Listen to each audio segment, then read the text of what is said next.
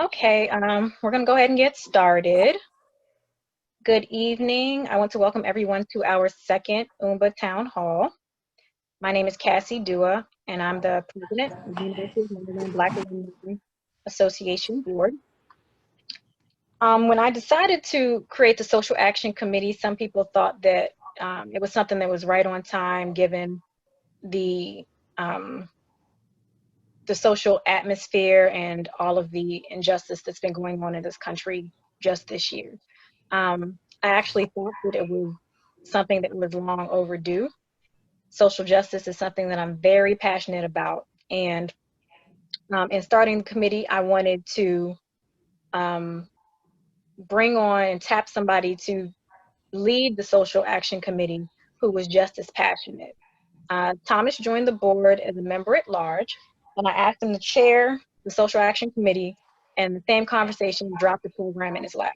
I told him I wanted to do a post-March discussion on the March on Washington, and he ran with it, and I'm very excited about it tonight.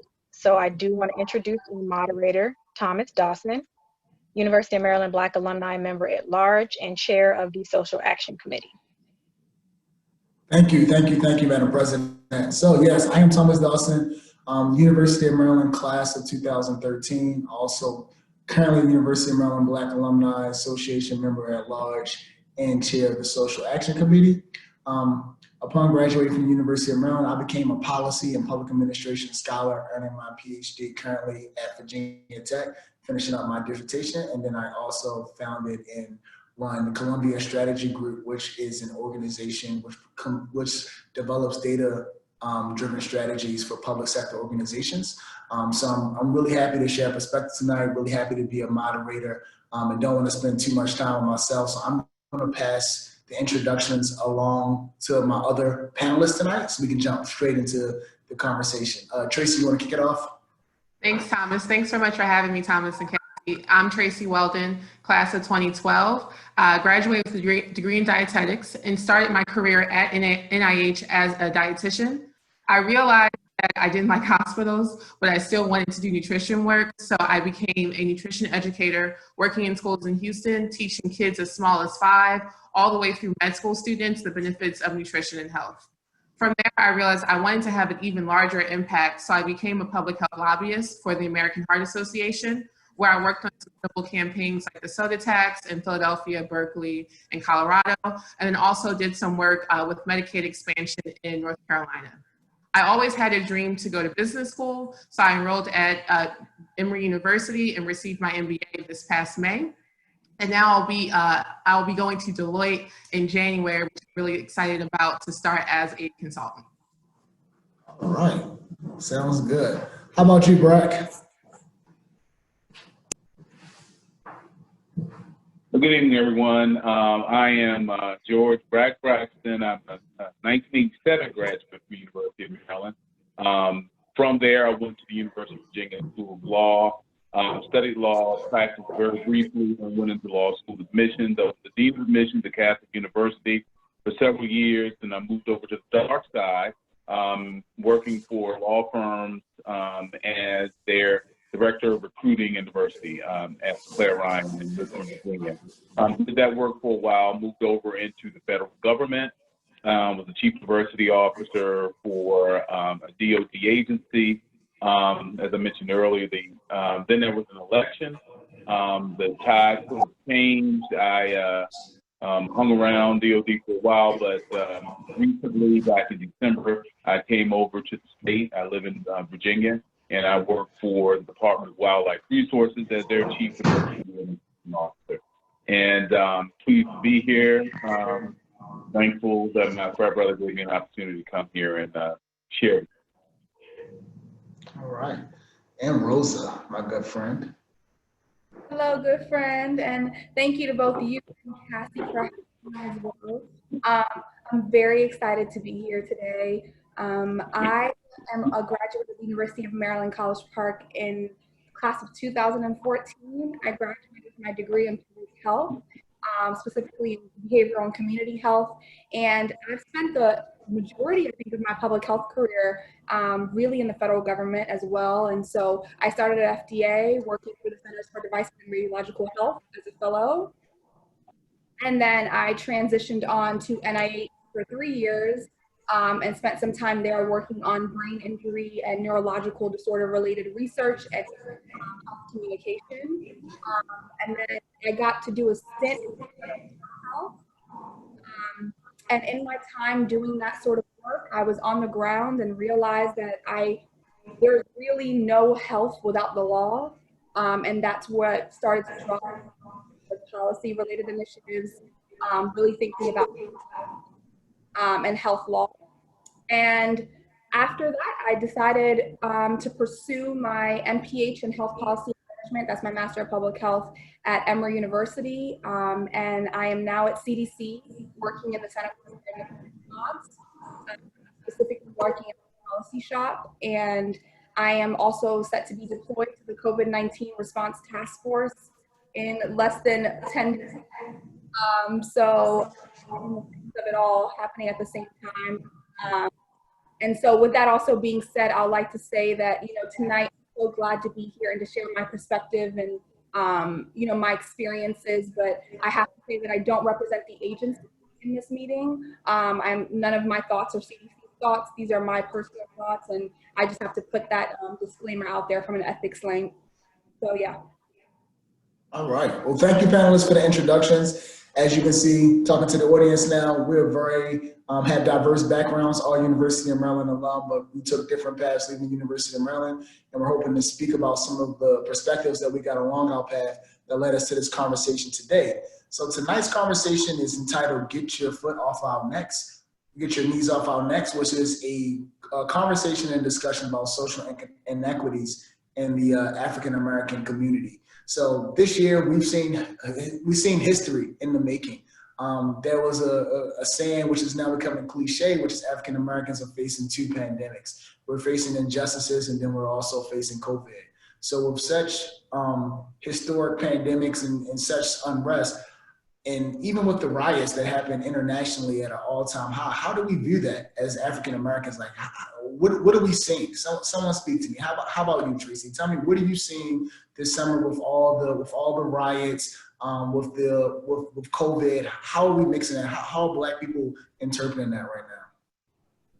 Yeah, I think on a personal level, I think I am just tired, right? And lots of my friends and family are just tired of the treatment of Black people in America. And so this is the opportunity where, we're sitting at home doing nothing because we're stuck in the house. And then you have the audacity to do these heinous things to us still. So we got the time. So why not speak up? Why not go out and riot? Why not go out and protest?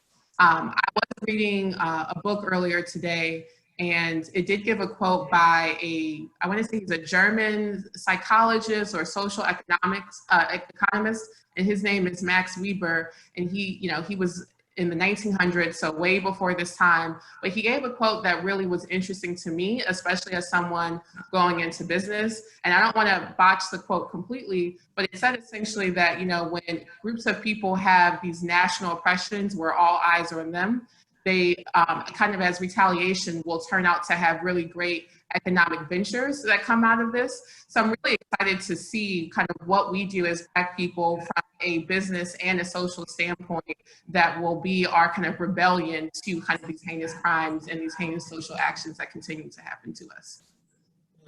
And BRAK, I don't mean to date you here, but you've been around for some of these protests and riots over the decades. Can you just describe some of the historical effectiveness or inefficiencies of the marches and the riots that historically Black people have demonstrated over the years in trying to reach equality and equity in America? Yeah. Well, first, let me say, I think word matters. This is that latent lawyer gene that I have. And when we really talk about what's going on, these protests, these demonstrations, I'm very careful to use about using the word right. And the reason why is because a riot can easily be viewed as something that is done with no meaning, something that's done that's leading to destruction for the sake of destruction. And it's just like if you were going to a hockey game. You go to a hockey game, you pretty much know you're going to see a fight. But you went to a hockey game. You go to see a car auto race.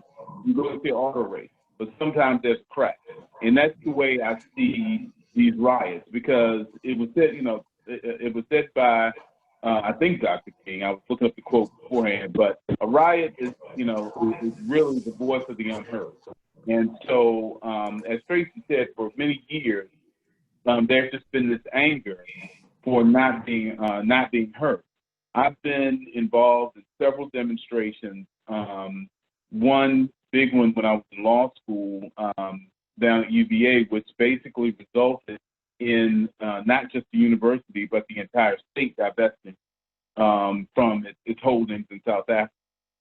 We were hurt when people began to see that, tomorrow's leaders, their children were felt so strongly about this that 31 of them were willing to be arrested and taken away in order to make this happen.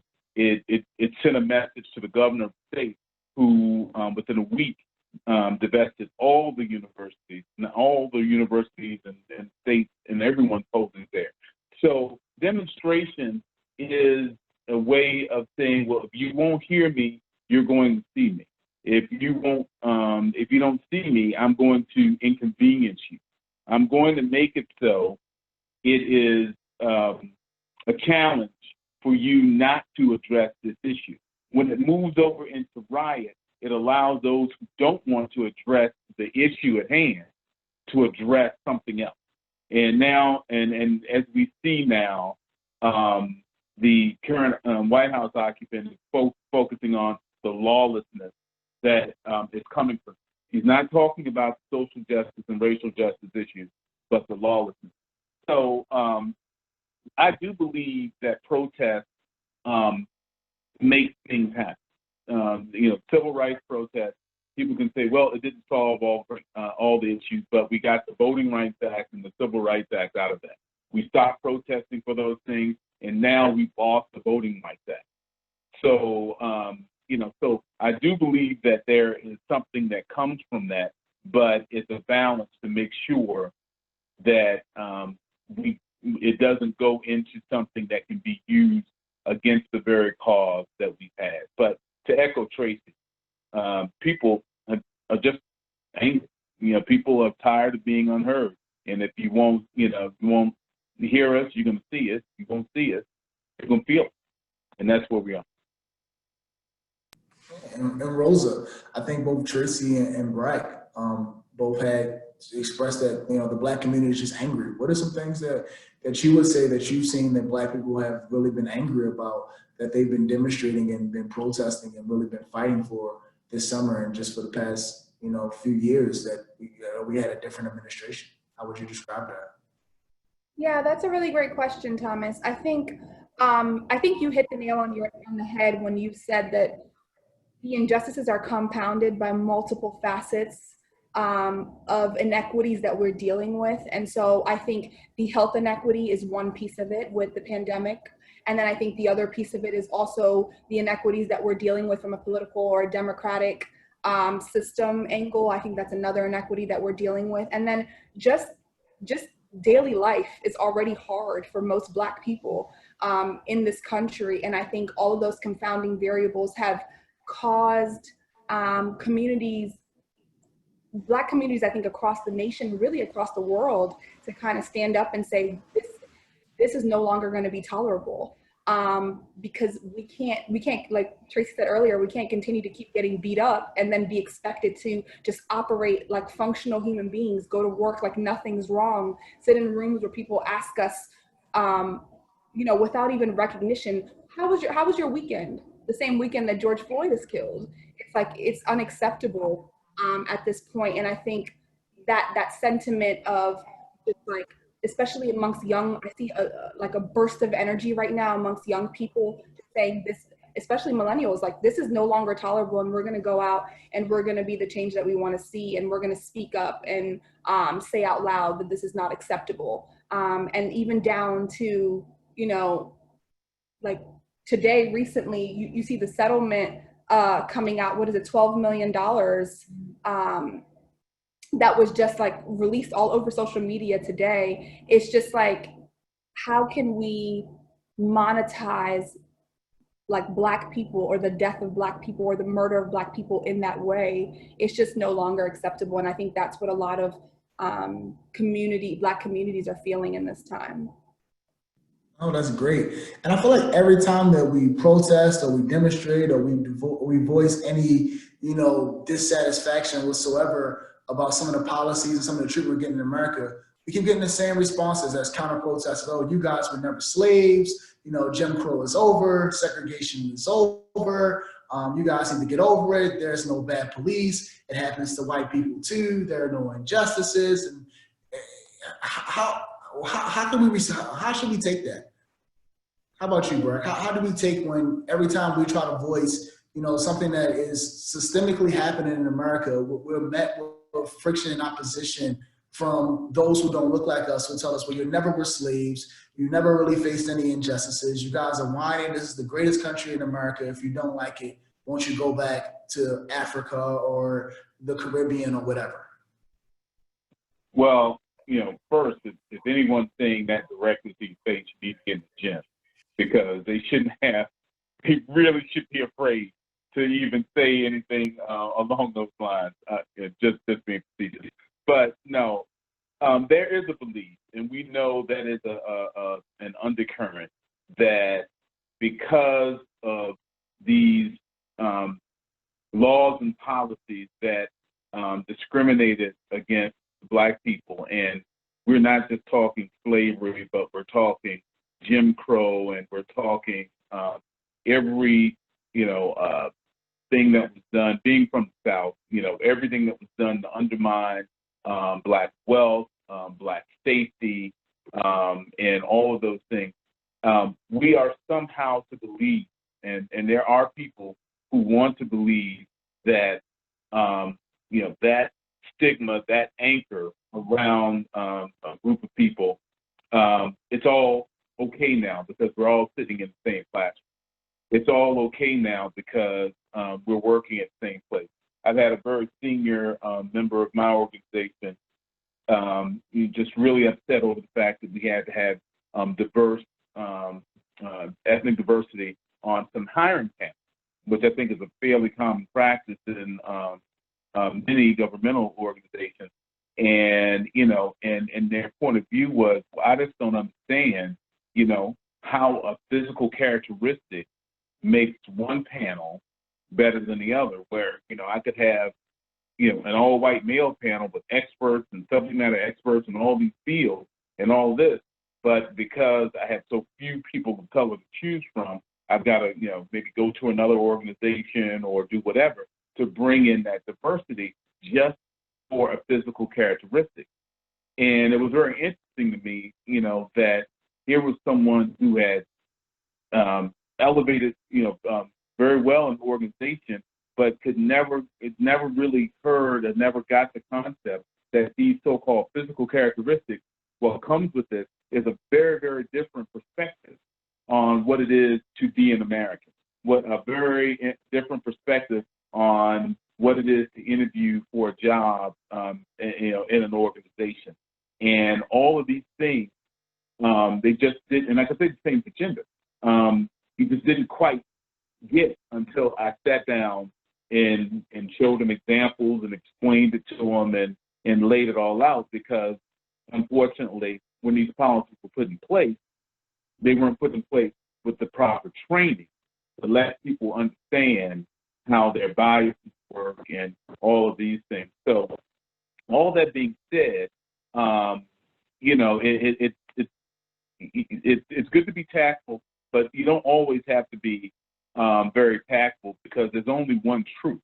And if anyone is to believe that, you know, hey, the game is all square now after these many years of travesties that's been faced Black people in this country, Black and brown, you know, and red people in this country, then, you know, they are just looking at it purely from a perspective that suits them. What we have to, and I'm sorry to go on this long, we have to remember that, slavery is truly the original sin of the nation, of this very country. There were people here before this horrible, horrible thing, to the indigenous people. But when this nation decided to form a country, slavery was as much a part of it as it could ever have been.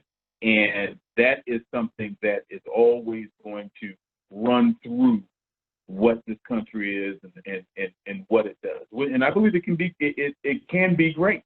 But we have to understand that has always been at the very cornerstone.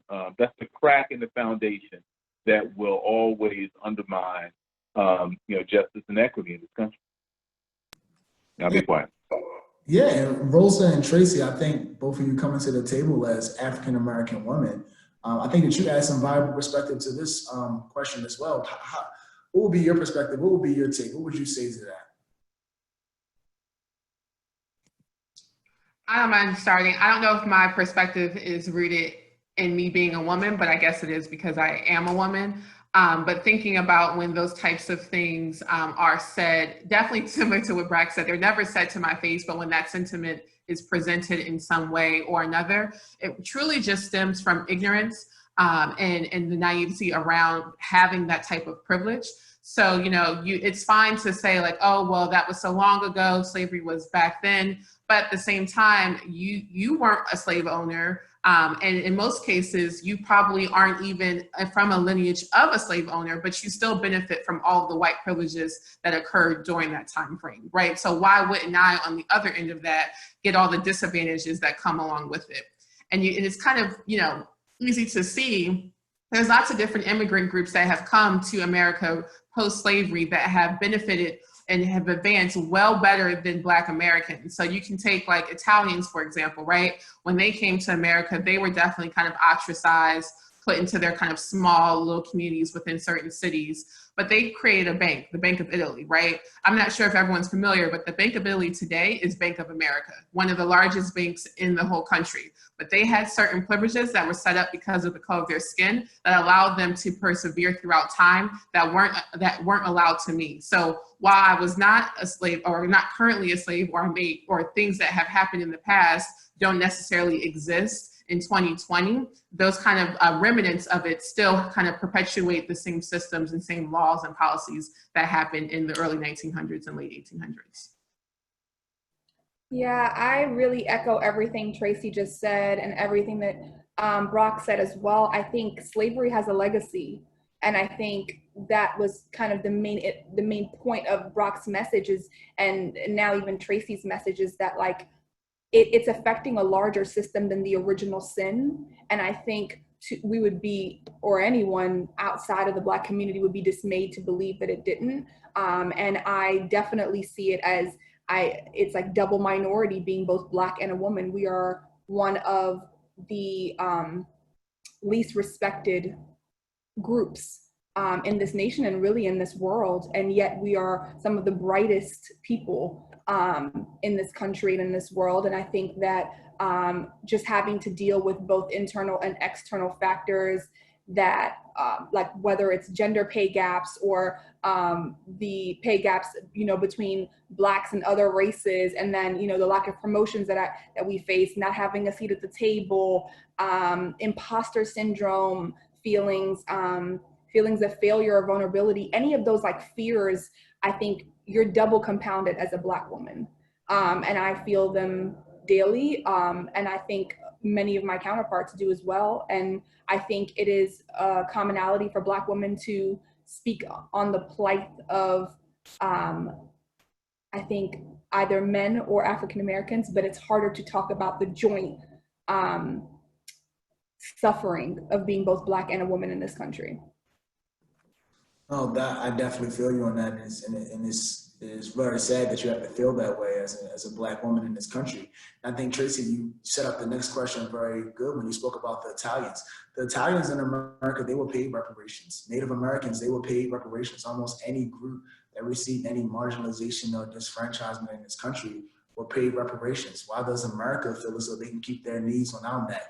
Why do they don't want to pay us reparations? Why do they feel like they can, shoot our brothers and sisters in the street and, not be sent to jail? So someone respond to that. Someone add some perspective to why, corporate American, white American, political American, all those that are in charge feel as though they can just keep continuously put their knees on our neck and there'll be no consequences and no reparations. Well, I'm happy to start. I think Rosa said it kind of in the beginning that, when she was talking about Breonna Taylor and the amount of money that they're willing to pay it related to the settlement. Our lives and what we have done for America is invaluable. And so no one is going to or going to want to give us reparations, because when you do, when you get in Excel and you calculate all those numbers, it is an astronomical amount of money that would be owed to Black people. And that can be kind of, now when you think about all of the prison labor that we give these corporations, when you think about all the suffering that we've had from police, the numbers just become too enormous that it could crash our economy and the way that American life is lived right now. So I think that's kind of plain and simple. It's just too much money, and so it's not worth it to most people. Yeah, I agree. I think that's what down to Duke that has actually done some research on what those numbers would be and how astronomical it would actually would be. My biggest concern with has always been with reparations is having the infrastructure within the Black community. And when I say Black community, I'm not talking about a physical community at all, but more of a just an overall community of people, of like-minded people. But just having that infrastructure to really manage those dollars to where they would do anything but, flip over once or twice and then be right back into the hands of the, of the folks that, originally got it. And then all of a sudden, okay, now everything's square.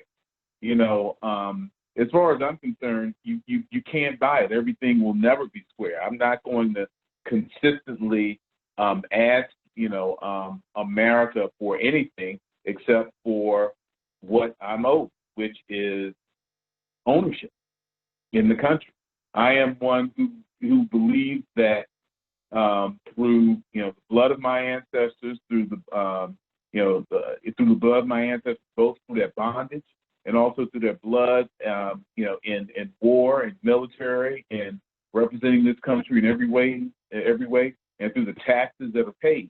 I have as much of a right to, the gift of America as anyone else. And what I ask, really going back to, the title of this is, get your knee off my neck and just let me go get it. And I am one who rejects the idea that nothing has changed.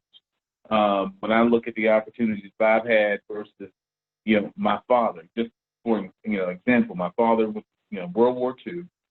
Then he went to Virginia State on the GI Bill.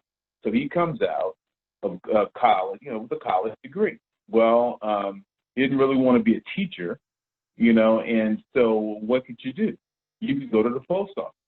So he worked in a group in the post office where he had all these GIs who had college degrees, and they were supervised by a man who was illiterate, a white man who literally was illiterate, who relied on them to fill out all the proper paperwork and do all the reporting and all these things in order to keep his job. And he was really good to them because he didn't want anything to go wrong. But what it really came down to was someone who literally could not read and write was the boss, when my father started, of these college-educated military trained people. That's where it was. I've never had to experience anything quite that bad. And I don't believe my son will have to, when I look at the opportunities he has now, will do that. But our mindset is, go get it. Go get it. When something gets in the way, we're going to deal with it and navigate it. But what I do call for is, getting your knee off our neck. Get out of the way and let us get it. That is, to me, that means more than the reparation. But they could do something about these student loans. So I would appreciate that. They can knock that down, to zero. Yeah, and I guess just to piggyback off of all of that, I think the excuse that the economy can't handle paying back Black people in this country, it's due reparations, is a tired argument, in my opinion. We've just seen, right, like in the middle of a pandemic, how quickly the government can source funds together in the trillions of dollars to cover issues and to cover debts in this country, and will take on debt to cover, for in this case, a pandemic or healthcare costs, if not something else in the future. I believe that the argument is the money, and that's what keeps kind of being put out. But I think the real issue is that if, and I'll say white America, decides to give Black people reparations, I think it is inevitably they are now taking responsibility and now owning up to the fact that they have officially done something wrong. And the system and the country and the nation and the principles of this country have done something wrong. And that formal responsibility is, I think, something that we're not ready for as a nation. And I don't mean we as in Black people, I mean the folks that are in power, and I mean, even some of our leaders and even some of our, community members that we may even know. I just don't think we're ready as a nation to take that kind of responsibility. And I think that the argument for money just doesn't withstand to me anymore. And so that's my thoughts on that. I just want to say that's a great point. That's a great point, Rosa, because we just heard Senator Tom Cotton refer to slavery as a necessary evil, basically for the development of our nation. So I just dropped in the chat an article I mentioned the Duke economist, and he says that it'll be about $12 trillion, just half of the GDP, is what it would take to. That's about $800,000 a household, per Black household, and an inordinate number. But the reality is, I still feel like that's not enough. I feel like that is, that is not enough. It's a start, but it's not enough. No, those are great points. I agree with you all, because the biggest form of welfare in this nation is corporate welfare. We see airlines, we see Wall Street consistently be bailed out, but somehow they demonize individual and family welfare, and it almost seems like they throw African Americans to be the face of individual welfare. So let's switch the conversation from our identity or relational communities to more of our geographic communities. I think just recently we've seen our communities have lack of community investment. We don't have access to resources like hospitals and grocery stores. And we've seen how that's really affected us over COVID. We've seen gentrification play a very impactful role in our communities. We've seen white people come in, we've seen resources be built, and then we've seen people who look like us be displaced into other areas where they're no longer resources. So Rose, I want to kick this off with you. How has lack of community investment and lack of us having like those community and neighborhood resources that we need every day, how has that impacted us, and how has it really impacted us now with their having a health pandemic occurring? Yeah, I've been thinking about this a lot. I think sort of the underlying inequities that Black communities face during this time is obviously, it rises to the top in the middle of an issue like a pandemic.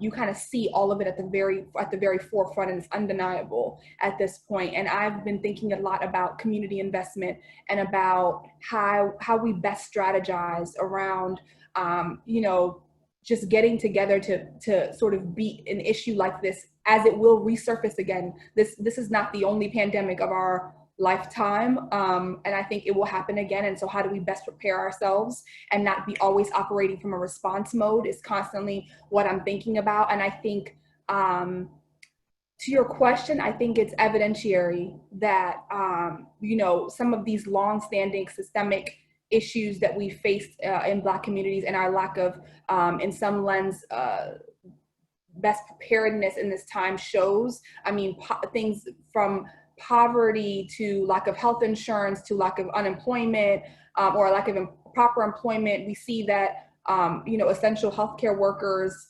predominantly are Black or African American. And so how do they operate in a system now where some of those enterprises are closed, or they now have to present themselves in places that are not safe for them? We even think about, communication barriers in hospital systems with Black community members. And so I think that I'm learning now more than ever that there's a need for internal investment amongst ourselves as leaders to kind of gather together and start thinking about a corporate strategy. And by corporate, I mean Black community, like you said, we're not monolithic in thinking, but I do think that there is something to be said about a larger joint front around what we're doing to address system barriers that plague our Black communities in this country. And I do believe that there are geographic differences, like living in the South compared to the Northeast. I would say substantial differences in Black communities here versus in Georgia, where I am now, versus where I was in the DMV. And so, but I think one issue, and maybe this is something you guys can provide insight on for me, that I'm struggling with, is like, how do we concisely or just like get on one front about what our agenda initiatives really are and what we need to be building, because I'm okay with diversified thought, right? Like I'm so happy to be in a space like this where everyone has different thoughts, but at what point do we say that becomes almost a hindrance sometimes to us collectively getting together and having systems or organizations or strategy, policy built around what we really need to push agendas forward? And so I think that's something that I'm internally struggling and thinking through a lot in this time. Yeah, I was thinking about that when BRAK was talking. And so I think America does it intentionally to Black people, where they put ourselves against each other. So, right, you've had Booker T versus W. Du Bois. You've had even like silly things like LeBron James versus Michael Jordan. Like, you just can't pick. Why do you have to pick one? Why can't we do both? And so I think that's why you see that some groups like the Jewish community, like the Italians, like the Japanese even have advanced in America, and we haven't, because we have been told that we have to pick one or the other, that we can't have this one uniform kind of overarching thought to get us forward as it relates to kind of investments. But similarly to that, when I was working in the policy space, I did a lot of work with healthy food financing. So that's getting more grocery stores into Black communities, more grocery stores into Navajo Nation in particular. And one thing that I will say is that there are tons of policies on the books in almost every municipality about we should have a new grocery store in XYZ community. Where we fall short is that we don't have enough appropriations. So when they're making the budgets, we don't have enough people coming to local government to say, we need to appropriate, an extra $3 million to truly get this policy off the ground. It's not enough to just have the policy on the books. And so I think seeing things, in COVID times where people are hungry, people don't have places to go, that it's absolutely necessary that we appropriate those funds to the correct places. I think we see now that recreation centers, for example, are extremely needed. At least in Philly, they're a place that's serving food to kids. They're acting as schools because schools have gone virtual, but parents can't be at home with them, so they're safe places for children. But before that, they were closing rec centers left and right. And so I think this is a time, unfortunately, where we can, as communities, reevaluate the resources that we have in our communities to say, hey, they're still here, but they need more funding. And so how can we as individuals use our voices and our collective thought to advocate to appropriate more dollars from our budgets to these resources? One of the challenges we face in coming together like that is that it's somehow perceived as almost an anti-American approach to things. Many of the other immigrant groups, they've had the advantage of having a history of doing things a certain way before coming to this country, and then passing down those practices, and many of them are based on an economic approach. We haven't had that. We don't really have unless we do the work, we don't really know exactly where we've come from. We pretty much have we're our own race, really. When you start talking about African Americans, we have our own. We have a very different history. So the only thing that we know to adopt, and this is just so ironic to me, is the American. That's the thing that we know to adopt because we haven't had anything else really passed on to it. And so that American way says, well, you know what, you better go get yours. And it doesn't necessarily say, well, we have to be collective, in our thought. And because of this is why I try to stay as civically involved as possible. I've served on, 2 terms as an elected member of the school board here in Richmond. I've been on the transit board for so long I can't remember, but and I've chaired it and I work on it now. And you just really see how these issues. I mean, schools is its own ocean deep pond. It's so many issues that come with schools, but transit itself is something that affects low income people so great. Since we've had since COVID-19 has been in play, we've suspended fares on our system, so we no longer have fares. We want people to be able to get to where they need to go, and right now, I am a strong advocate for never bringing those fares back. Fares on a transit system, to me, is one of the most regressive taxes that we put on people, even with the subsidy paid by locality. When you look at what that $3 a day means to someone who makes $12 an hour to get back and forth to work. And then to get back and forth to a store, because guess what? You're not going to go to Costco and drop $300 at one time and not have to come back to the store in a week. You're going to go to the store, daily or 2 or 3 times a week because of cash flow issues and the rest. So because of that, you have this very, very regressive thing that happens. And so and it takes a lot to know that. So you need people who understand these issues, understand policy, who have a grasp of this, to come forward and advocate, put those policies on the book, as Tracy said, but also to make sure that those dollars that maybe those economic development dollars that are thrown to the multi-billion-dollar corporations, so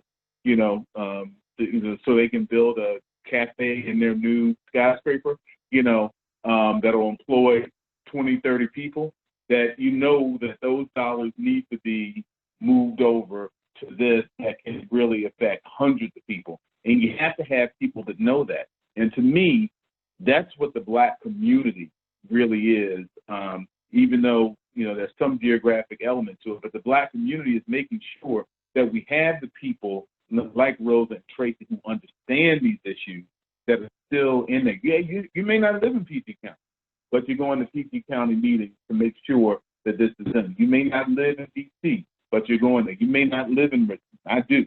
And, but that's where a large manifestation of our people and particularly those in lower economic areas, and particularly those who will not be heard, are. And what the community needs to do is make sure that we have those people that have the skills, making sure that those issues are brought forth and are heard. Oh, agree 100%. I think, Tracy, I want to circle back to something you said. You spoke about the either or that we're usually faced with. And I think that we're in such a binary system, in such a binary school of thought right now, that you got to be one thing or the other. Things are black or it's white, your Black Lives Matter or your All Lives Matter, you're Republican or you're Democrat. It's like you got to pick one of these binary, choices, and two things might can exist at the same time. But I want to segue that into our upcoming, political, election that's happening very soon. We keep hearing over and over again, and this is going to be the most important election of our lives, and how much this election is going to impact, the lives of African Americans. Why is this election coming up so important for African Americans? Tracy, why don't you go ahead and dive into it first? Well, first off, every election is important for African Americans. It's not just one in particular. I will say kind of some of the more current events make it more pressing for us to show up and to put a good faith forward and vote for who the person we think will hopefully bring us the most change. But I'm not a fan of saying any one election is kind of more important than the next one. I think for me, what is most important is making sure that we have someone that has the ability to lead and critically think, right? We've both seen that both candidates may not have the best interests at heart for things that I care about.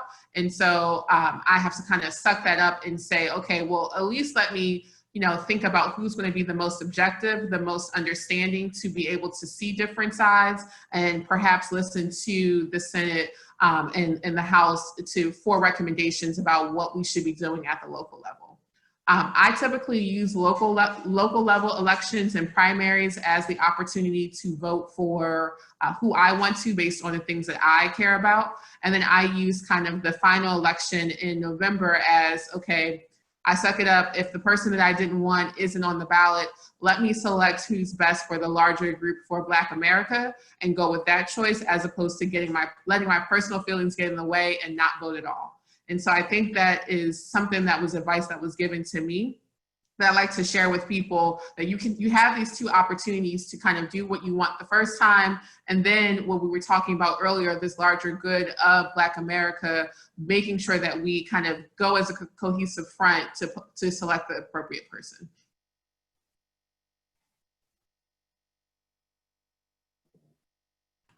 Hey, Rosa, is this an election where, we can be looking forward to seeking some equality if one party wins or the other? And how important is our vote? And if we do see equality, and if we don't see a path towards equality or equity, should we not vote?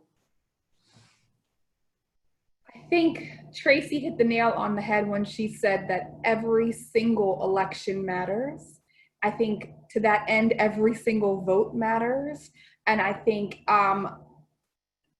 it bothers me at my soul and at my core when I hear people say that they're not planning to vote. And I understand the defeated mentality, and I understand all the compounding variables of issues that negatively displace and just impact Black communities. But I don't think it's ever an option to give up, not for our ancestors, and I think especially not for us. And I think we're really in a modern day civil rights era and civil rights movement. And I think that we, as a people and as a community, need to recognize that our strongest weapon in the democratic process is our vote. And I think for us to not capitalize or not use that in the system would be completely just detrimental to ourselves as a community. And I also think that BRAK made a point earlier that I think is very important, in the essence that we need to see ourselves represented in civic leadership, and we need to see ourselves represented as elected officials, and we need to see ourselves in appointed positions as well. And by ourselves, I mean the Black community. And I think that if we're thinking that if we're depending on someone to kind of push our agenda forward, that's not, in my opinion, going to happen that way. I think that there are folks who are outside of the Black community who do care to push Black agendas forward, but I think that we cannot put all of the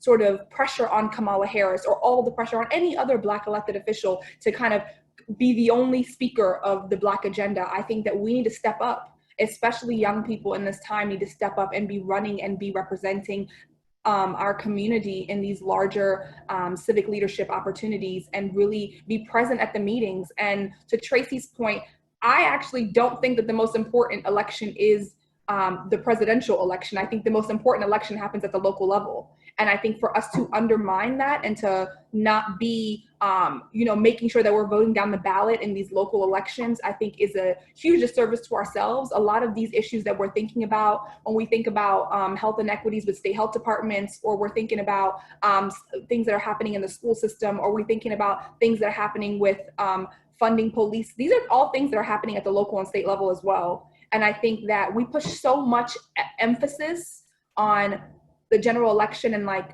voting for presidential parties that are presidential candidates or vice presidential candidates. And it's always, kind of baffled me that we don't put more emphasis on the local and state level and making sure that we step up and really support, because some of our Black colleagues are participating in those elections, running for school boards and doing other things. And how many of us are at those same elections and really on Twitter every day and using our Twitter fingers to talk about those people? I don't see that happening enough. And I think that's really where the change is happening at the local and state level. I don't disagree with anything that was said. I mean, like I said, someone that has been in local elected position and the civic position now, this is really where the rubber meets the road. This is where people are actually executing, developing the policies and executing them. And those are the things that really touch people's lives. But where I will depart from my colleagues here is that I do believe this is a seminal election. I've seen more of it now. That doesn't mean you don't know about it. But for the most part, there is a scope. I believe that there is a scope of American political thought, and maybe within that scope of American political thought, concepts such as reparations did not always fit. But concepts such as one person, one vote, and voting rights for all American citizens, and those types of things, did fit within that the scope. We're in a period right now where I feel that, we are, the pendulum is swinging a bit too wide, definitely to one side, I believe, but it is, we're outside of what I call American political thought. I believe that democracy itself, no matter what you think of it, is really, at play right now. We had for so many years the Constitution and all the litigation we've had regarding it. We felt that we've had certain guardrails in society. Well, we're realizing now that there are a lot of things we just did because we thought it was the decent thing to do, or we just didn't think presidents would do things to to grab power or not necessarily accept, certain results, and there would always be this peaceful transition of power and all. I feel that we're outside of that right now for the first time in my life. There have been some, historically things, 1860s and all that were similar. But so I think this is very important to say, which direction America is going to go. Because right now, we're looking at some very, very different issues when it comes to the environment. Policies that are negatively affecting all of America and will disproportionately affect those with less, which we make up, unfortunately, a large proportion of. The courts right now, I mean, we've, I play for a particular team. And so, and our team, we've lost when it comes to the court. And terms of federal judges who are of certain mindset, they have been put there, and we've lost an entire generation of ideology.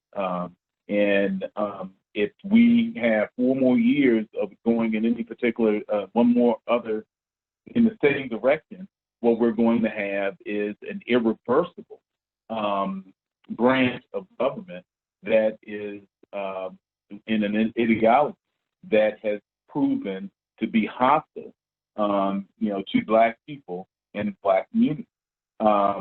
Police reform. There are enough federal dollars given to police forces, particularly those larger urban police forces, where many of us tend to live, that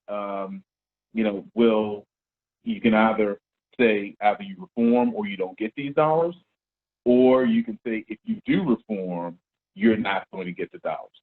So those federal dollars are determined, by what's going to happen in terms of reforms by this election.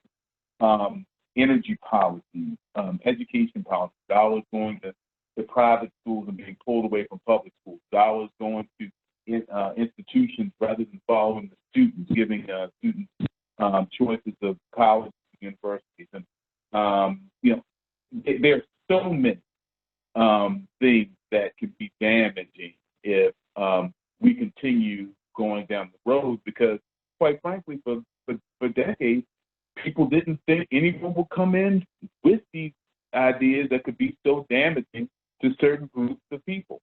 So because of that, I do believe this is a very important election. I think I think we're going to see things happen in this country over the next 6 to 8 months that we're not used to seeing, because it's a very important election. This does not mean that the local is not important, but I am one that is fairly alarmed about this, and I'll just own up to that. I'll own up to it. Thank you. So let's assume that this election we don't get the elected officials put in place, or we don't get the policies put in place that are favorable for African American communities. Let's switch to the next 20 minutes and the last 20 minutes of this conversation towards really employing strategies of what we can do to really get, quote unquote, their foots off our necks. Some of the attendees have sent in questions, and we're going to start with those. That was an attendee that said, a lot of us work at large corporations and large agencies. How can we strategize leveraging our employers to use their large dollars in uplifting and investing in our communities? We've seen some ways that that's happened via Twitter and via Instagram over the summer. We've seen a lot of the major brands and corporations pledge dollars. How can we keep that going, and how can we hold those corporations accountable to ending injustices?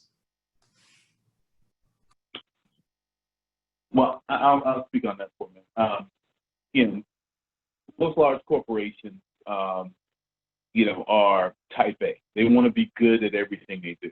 Part of what they want to be good at is being a good member of the communities that they exist in, and being good social actors for the most part. There are some that are, don't care as much about that, but typically your large publicly traded corporations want that. They want that because they want things done at the state legislature that requires people from more than one particular party supporting them. And so they typically want to be seen positively in that respect.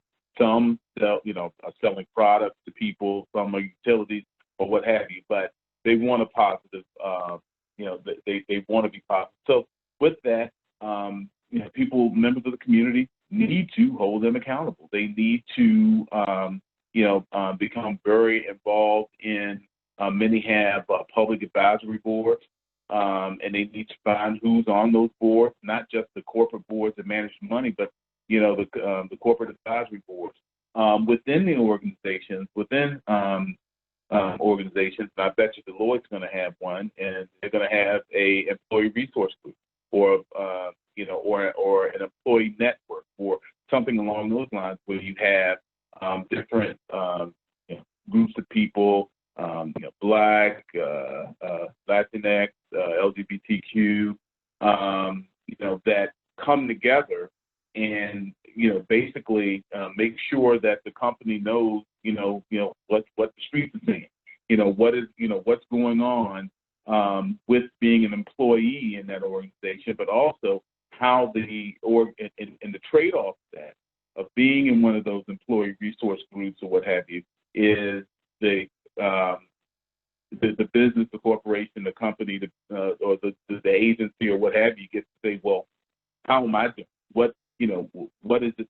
We're doing what we can to make it a more inclusive environment for you here, but I need to know, how are we being perceived there, and what are the things that's happened. One of the pleasant surprises for me, has been the responses of the corporation in light of this summer of demand for racial justice, and some of the statements that were brought forth, some of the changes that were made immediately. Of course, some of them can throw money at it, but in my line of work, you sort of know where the line is, and then where there's someone that's saying, I really, really want to change, to where someone that's like, I really want you to think I've changed. And I think that there are many of these organizations that have really crossed that line into being major reformers and actors in this move for racial justice. And so, and I've been pleasantly surprised. Yeah, I'm not sure. I forgot to mention this in the beginning, but definitely have told Thomas this. So I am interning with Delta Airlines right now and interning directly for their C-suite. And so I've been kind of privy to some of the strategy behind what they'll be doing related to racial injustice. We're doing a weekly town hall, and we had Bernice King and Mayor Bottoms on a couple of times. And so all those are great to have those conversations, but really looking at a more holistic approach. And so it's interesting to see the things that they're coming up with.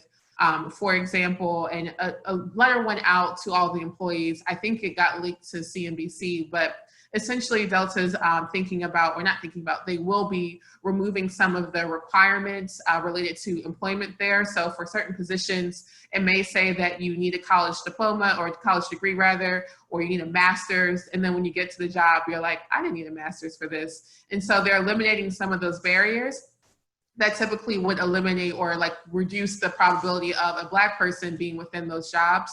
So that's one step that they're taking. Also, as you mentioned, they're doing a lot more lobbying, right? So, Delta Airlines does a ton of lobbying related to the FAA with safety, related to sustainability and air quality. And so also looking at what types of policies they can get behind and support related from a racial justice side.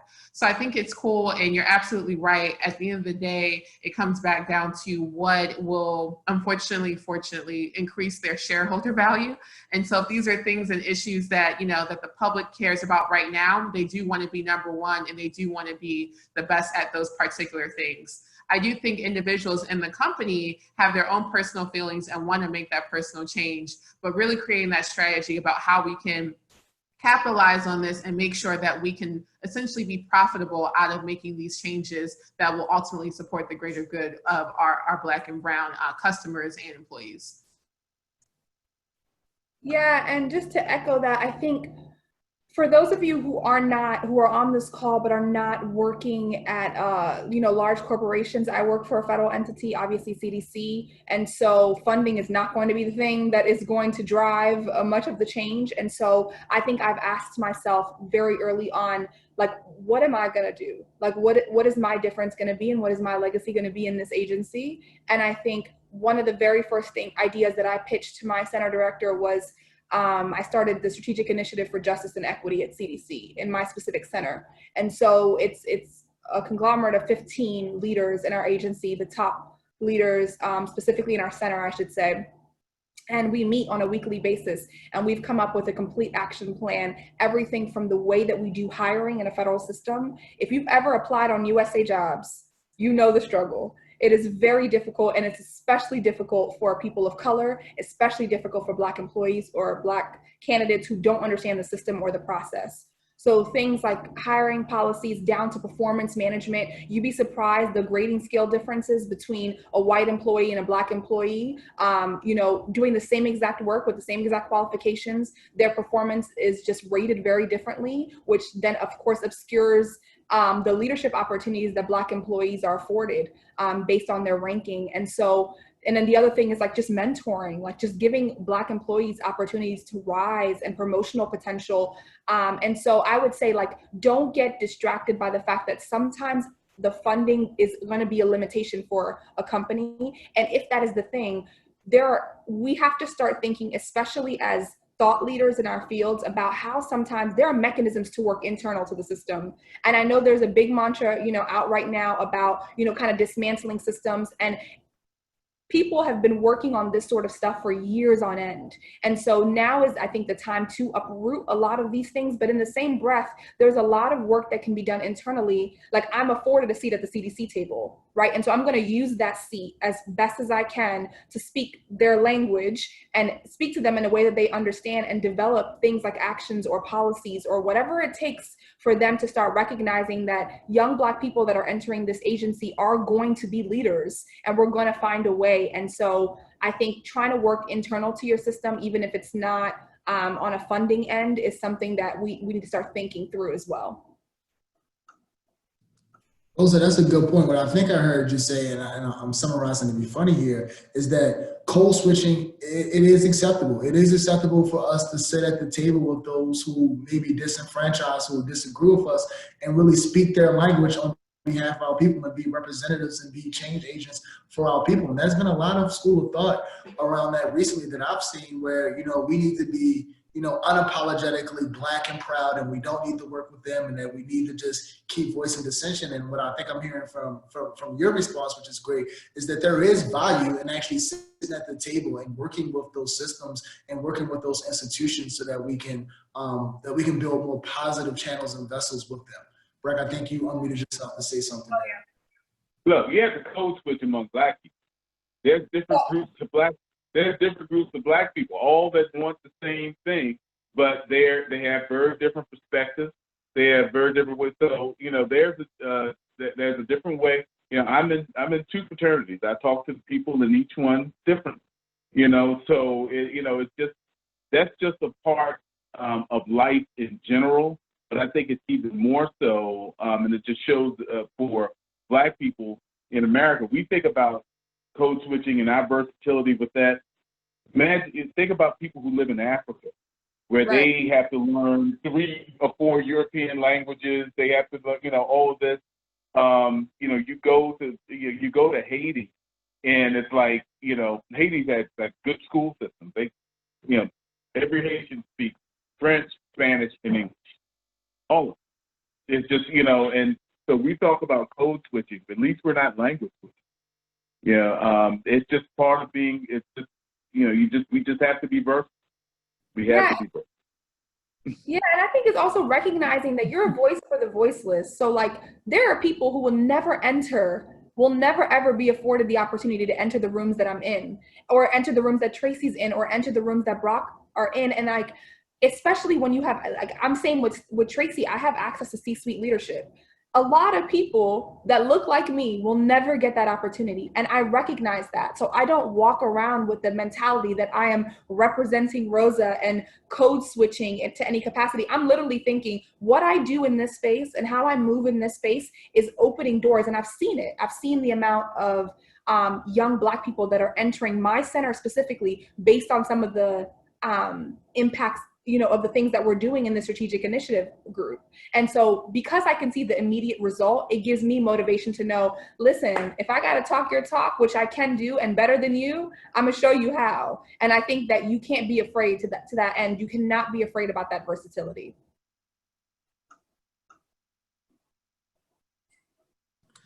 Hey, so Tracy, how do we internalize and how do we process all these different feelings and emotions as Black people, especially as a Black woman, that we've been seeing recently. I mean, we've seen our brothers and sisters shot down on the streets, and we've seen our brothers and sisters, pass away from COVID.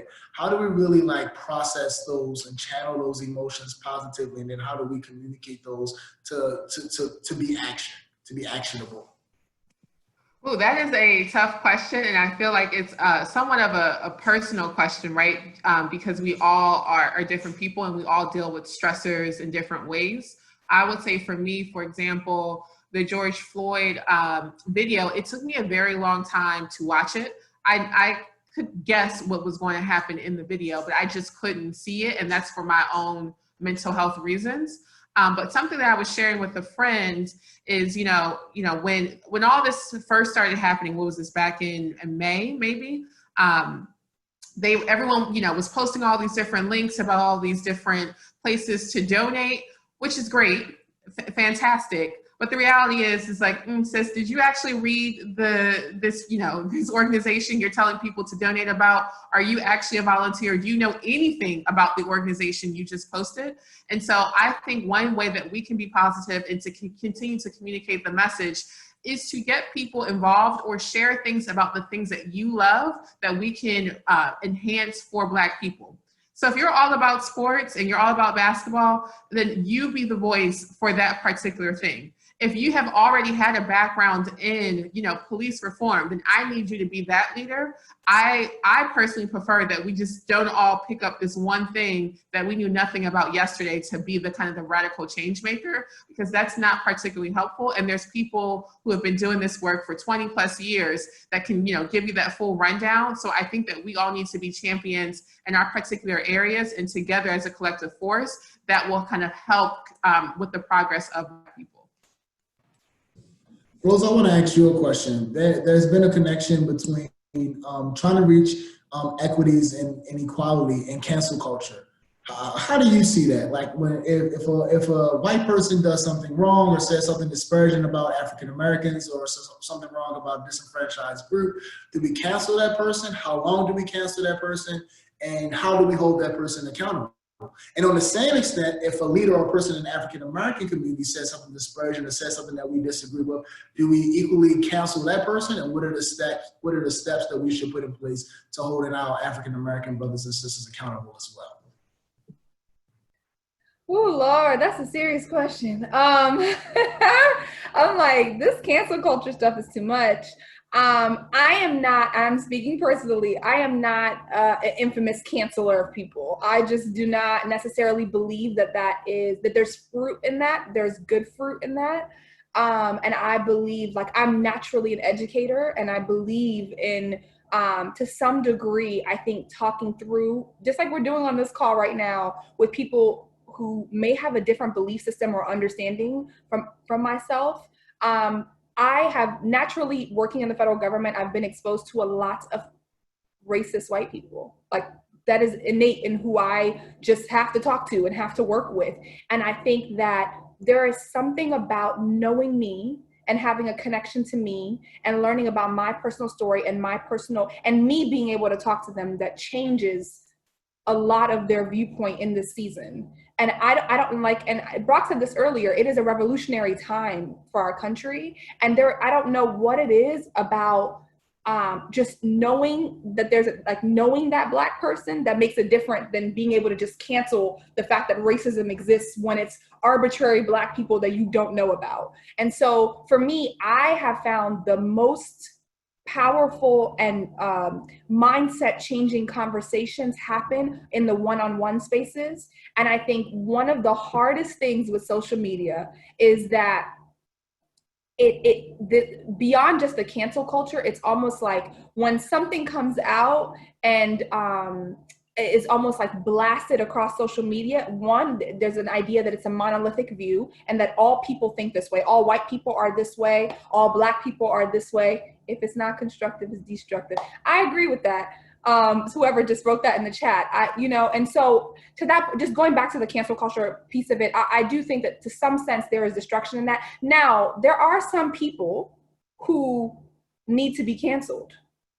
There are some, I'm just going to be keeping it 100. There are some people that, you know, who no matter how much you have a conversation with them, no matter how much you speak with them, they're going to continue to spew racism and underlying derogatory terms, or even just like explicit terminology and just messages that are anti-Blackness and pro-racism. So to some degree, I understand why it exists, but I think we have to have better constructive conversations with people that look like us and don't look like us, with different schools of thought. So yeah.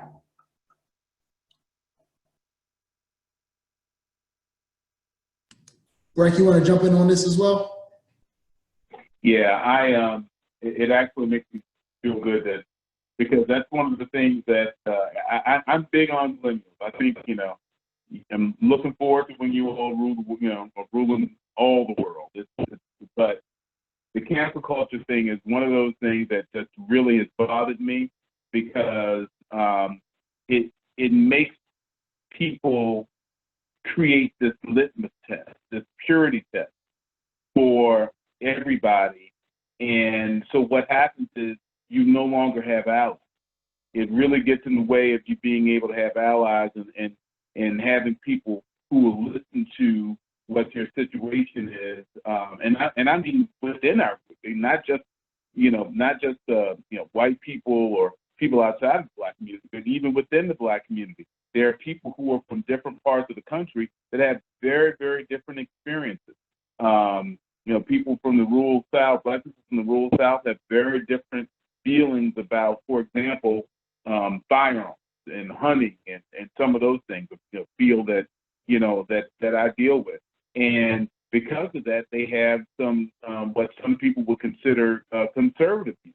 And I've seen people that are just, you know, pitted against each other when I know that they have really probably agreed on 90% of the issues, but because of this, they're like, oh, you know, I'm going to put you over there. I'm going to reject, you know, you should be rejected from our community because of this thing that is a part of your life and your culture and something that you see as Black as anything else. You know, so it's very dangerous. I see elected officials. We have a millennial mayor here in Richmond who is really, you know, I think doing very, very good job and working really hard on a lot of things. But there are some people, you know, who are more of the activist type who, because he has found a way to, you know, deal with, you know, grassroots and the corporate and has to deal with all those things. Oh, well, you know, you sat down and you had, dinner with the CEO of this major company. Therefore, you can't be about people.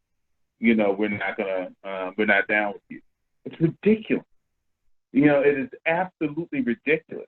You know, so what happens is, as Rosa said, you know, some of us, we're very fortunate to have access to certain rooms. My handle is dropped in the room where it happens. And there's some of us that are fortunate enough to be able to do that. But then there are those that just that access alone makes you suspect. You know, just that access alone means that, you know, I can't really trust you. I get the skepticism of being a progressive. I understand that, you know, but when we start canceling people because of their access, because of their own microcultures, because of their those things, what we're doing is we're just making our group smaller, and therefore less effective politically and economically. And it's a danger, and it's one of the it's the worst thing y'all came up with, millennials.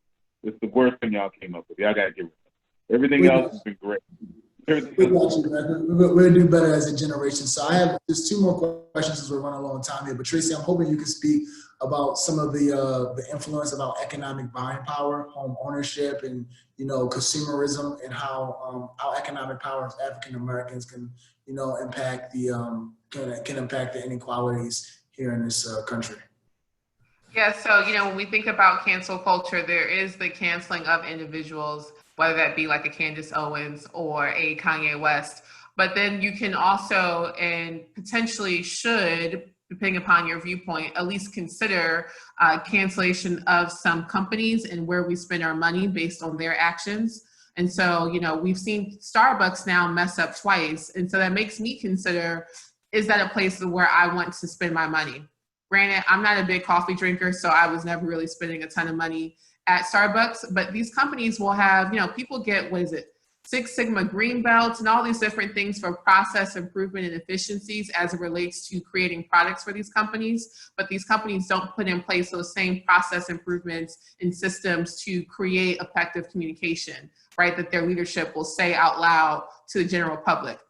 I don't care what your personal, why you kind of care, but I don't really care what your personal stance is related to your feelings about Black people. But you have to know from a business standpoint, but that's not probably the appropriate thing to send out an announcement about the types of clothing you should wear when working for a said company. And so I want to use my money and my power, and would hope that other people that look like me do the same, to at least as a form of protest and challenge these companies to put in better processes that do not offend a large chunk of their consumer base. And so, you know, we can have different philosophical debates about how long these kind of boycotts need to occur if we don't use them all together, but that's at least a starting spot for me. But then on the flip side, while we're boycotting these other businesses, you know, we have all these great entrepreneurs. How do we turn these entrepreneurs into big enterprises, right? That's really where Black people will grow from an economic standpoint. It's great that we all have our businesses, but how do we get Rosa's business to be an enterprise? That's really where we can have true control in the economic sphere. So that's really, I think, a goal for me, is to figure out how we can kind of come behind, maybe it's a handful of different businesses, to really grow them to the level of a P&G or of a Starbucks. Yep, and I want to get this answer from everyone. I hope you can keep it in a minute or less. Someone just said, can we speak to the phrase defund the police? And each of you can respond. What does that mean? How do you interpret that and add some perspective to that phrase? Well, I'll speak to that real quick. I think it's somewhat of an unfortunate phrase, but the point is to actually look at how police are funded and what those funds are going to within the police. We have seen for the last 20, almost 30 years now, a decrease in crime. What we have seen is an increase in police funding. And the police have become more militarized in order to justify those funding, that funding. I mean, I was around in the 90s. It was rough. Things were really rough. Crime has gotten a lot better. Violent crime, theft, everything has gone down. But the police are still, the budgets have been going up. So what we see is this hyper-militarized police. What we see are more combat veterans coming into the police and coming into police departments and really making the culture of those departments very much a command structure where you can't question people whose rank or tenure is above yours, and it is really and they've had trouble recruiting other people who don't fit within that. So what I would really love the phrase to be is reimagine the police. Change from being warriors to being guardians. Change from being people who are out here policing and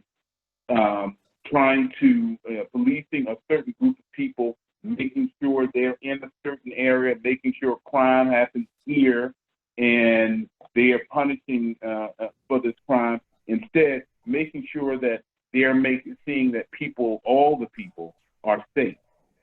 We've seen that happen in Camden, New Jersey, where a sister came in and basically told everybody, okay, now apply for your job. Some got their jobs, some did not. And she started it from scratch and created a guardian-style police department. This can happen with people with different backgrounds not just criminal justice, not just military, but people with background in social work and psychology and all these things can be a part of that guardian force that should be in our urban areas. So I would say reimagine it, but I know that's what they mean when they say defund. But of course, there are people on the other side who will take words are important. I'll go back to the first thing I said. Words really matter. Americans are great at marketing, and that phrase is not the most marketable in my opinion. And so, I like analogies. So when you buy a car, you see a commercial, it says 0 financing for the first 12 months. And then you have to read the fine print about what happens after those 12 months are over. We can go to local governments and say, we want to fund or increase funding for these things, whether it be more social workers, more parks, more recreation centers, et cetera. And then make those lawmakers work to realize, oh, we're actually taking that money from the police to fund all these other things that would be great community investments. We don't have to show our whole hand and say defund the police, right? Make them work a little bit, because we can probably get a few more things passed by finessing them just a little bit more.